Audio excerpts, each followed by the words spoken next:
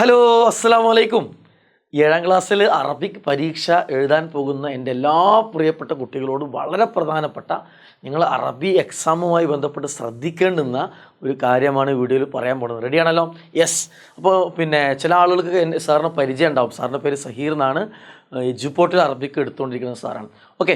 അപ്പോൾ എന്തായിരുന്നാലും കഴിഞ്ഞ ഓണം എക്സാമിന് എജുപോർട്ടിൻ്റെ ക്ലാസ് കണ്ട് എക്സാം എഴുതിയ ഒരുപാട് കുട്ടികൾ ഈ വീഡിയോ കാണുന്നുണ്ടാവുമെന്ന് ഞാൻ മനസ്സിലാക്കുന്നത്. അങ്ങനെയെങ്കിൽ നിങ്ങൾ കഴിഞ്ഞ എജുപോർട്ടിൻ്റെ ക്ലാസ് കണ്ടപ്പോൾ നിങ്ങൾക്കുണ്ടായ എക്സ്പീരിയൻസ്, എക്സാം എങ്ങനെ ഉണ്ടായിരുന്നു എന്നുള്ളത് നിങ്ങൾ എന്ത് ചെയ്യുക, ഒന്ന് കമൻറ്റ് ചെയ്യണം കേട്ടോ.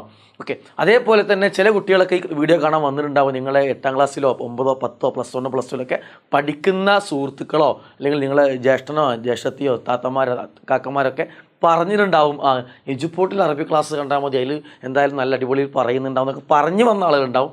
അങ്ങനെ നിങ്ങൾ അതും എന്ത് ചെയ്യുക, കമൻറ്റ് ചെയ്യുക. ഓക്കെ. അപ്പോൾ ഞാൻ വീഡിയോയിലോട് പ്രധാനപ്പെട്ട ചില കാര്യങ്ങൾ പറയാൻ പോവുകയാണ്. നാളെ നിങ്ങൾ എന്ത് ചെയ്യുന്നു, നമ്മുടെ പരീക്ഷയ്ക്ക് വേണ്ടി പോകുന്ന സമയത്ത് എന്തായാലും നിങ്ങളെ പരീക്ഷയിൽ ക്രിസ്മസ് എക്സാമിൽ അറബി എക്സാമിന് നിർബന്ധമായി വരാൻ സാധ്യതയുള്ള വളരെ പ്രധാനപ്പെട്ട ചില ക്വസ്റ്റ്യൻസാണ് സാർ എന്ത് ചെയ്യുന്നത് പറയാൻ പോകുന്നത്. ഓക്കെ. നാളെ നിങ്ങൾ ക്വസ്റ്റ്യൻ പേപ്പർ തുറക്കുന്ന സമയത്ത് ആ ക്വസ്റ്റ്യൻ പേപ്പറിൽ ഏതെങ്കിലും ഒരു ക്വസ്റ്റ്യൻ, മിക്കവാറും ഫസ്റ്റ് ഭാഗത്ത് തന്നെ നിങ്ങൾക്ക് എന്ത് ചെയ്യും, ഇതേപോലെ ഒരു പാരഗ്രാഫ് തന്നിട്ട് ആ പാരഗ്രാഫിൽ നിന്ന് പല ചോദ്യങ്ങളും കണ്ടെത്തി എഴുതാനുള്ള ചില ക്വസ്റ്റ്യൻസ് എന്ത് ചെയ്യും, ഇങ്ങനെ വരും. അപ്പോൾ പല കുട്ടികളും ചിന്തിക്കും, ഞങ്ങൾക്ക് ഇതിനൊന്നും മീനിങ് അറിയില്ലല്ലോ, ക്വസ്റ്റ്യൻസ് മനസ്സിലാവില്ലല്ലോ. പേടിക്കണ്ട.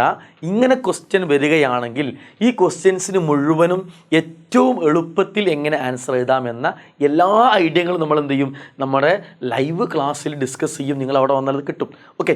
ഈ രണ്ടാമത്തെ പോയിന്റ് എന്താണെന്നറിയോ? രണ്ടാമത്തെ കാര്യം സാറിന് പറയാനുള്ളത്, നിങ്ങൾക്ക് ഈ ഒരു ടൈപ്പ് ഓഫ് ക്വസ്റ്റ്യൻ നിങ്ങൾ ഈ സെക്കൻഡ് ടേമിൽ എന്ത് ചെയ്യുന്നുണ്ട്, അറബിയിൽ സമയം പറയാൻ വേണ്ടി പഠിക്കുന്നുണ്ട്.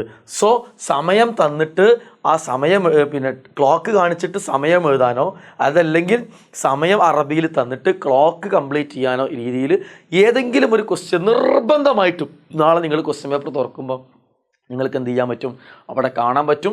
ഓക്കെ. അപ്പോൾ അത് ധൈര്യമായിട്ട് നിങ്ങൾ പഠിച്ചോളൂ. മറ്റൊരു കാര്യം, നിങ്ങൾ ഈ സെക്കൻഡ് ടേമിൽ വളരെ പ്രധാനപ്പെട്ട് വരുന്ന മറ്റൊരു കാര്യമാണ്, നമ്മൾ നുഫായാത്ത് വേസ്റ്റുകൾ വേസ്റ്റ് മാനേജ്മെൻറ്റ് എങ്ങനെയാണെന്നുള്ളത്. അത് പേപ്പർ വേസ്റ്റുകൾ ഉണ്ടാവും, നാച്ചുറൽ വേസ്റ്റുകൾ ഉണ്ടാവും, ഇലക്ട്രോണിക് വേസ്റ്റുകൾ ഉണ്ടാവും, അതേപോലെ തന്നെ പ്ലാസ്റ്റിക് വേസ്റ്റുകൾ. അപ്പോൾ ഇത് കുറേ കാര്യങ്ങൾ തന്നിട്ട് അത് നമ്മളോട് സെപ്പറേറ്റ് ചെയ്യാൻ വേണ്ടി പറയും. അപ്പോൾ അങ്ങനെ സെപ്പറേറ്റ് ചെയ്യണമെങ്കിൽ ഇതൊക്കെ അറിയണം. പക്ഷേ അത് എങ്ങനെ ഈസി ആയിട്ട് എളുപ്പത്തിൽ ടഫ് ഇല്ലാതെ മനസ്സിലാക്കാവുന്ന ട്രിക്സൊക്കെ സാറൊന്നും എന്ത് ചെയ്യും, ലൈവ് ക്ലാസ്സിൽ പറയും കേട്ടോ.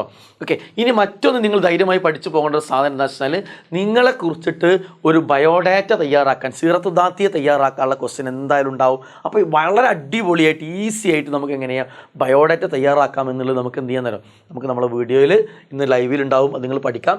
ദെൻ മറ്റൊരു കാര്യം, ഗ്രാമർ പഠിക്കുന്ന അറബി ഗ്രാമറിൻ്റെ ഭാഗത്ത് നിന്ന് 2 പ്രധാനപ്പെട്ട കാര്യങ്ങൾ നിങ്ങൾക്ക് വരാൻ വളരെ സാധ്യത കൂടുതലാണ്. ഒന്ന്, നിങ്ങൾ മുളാരി ആയിട്ടുള്ള വാക്കിൻ്റെ മുഫ്രദും അതേപോലെ തന്നെ ജംഉം കണ്ടെത്താനുള്ള ക്വസ്റ്റ്യൻസ് എന്ത് ചെയ്യാൻ സാധ്യതയുണ്ട്, വരാനുള്ള സാധ്യത വളരെ കൂടുതലാണ്. മുളാരി ആയിട്ടുള്ള വാക്കിൻ്റെ മുഫ്രദായിട്ടുള്ള വാക്കും അതേപോലെ തന്നെ ജംഉകൾ എഴുതാനുള്ള ക്വസ്റ്റ്യൻസ് എന്ത് ചെയ്യും, നിങ്ങൾക്ക് വരും. മറ്റൊന്ന് ലമ്മ് അന്ന് അല്ലേ,